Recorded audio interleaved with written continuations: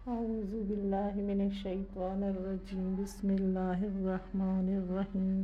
اور ان کے لیے بیویاں ہیں صاف ستھری، اور ان جنتوں میں ہمیشہ رہنے والے ہیں۔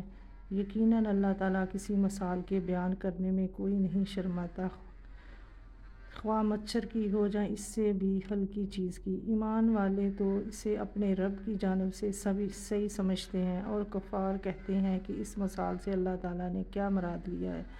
اس کے ذریعے سے بیشتر کو گمراہ کرتا ہے اور اکثر لوگوں کو راہ راست پر لاتا ہے، اور گمراہ تو صرف فاسقوں کو ہی کرتا ہے، جو لوگ اللہ تعالیٰ کے مضبوط عہد کو توڑ دیتے ہیں، اور اللہ تعالیٰ نے جن چیزوں کے جوڑنے کا حکم دیا ہے انہیں کاٹتے اور زمین میں فساد پھیلاتے ہیں، یہی لوگ نقصان اٹھانے والے ہیں۔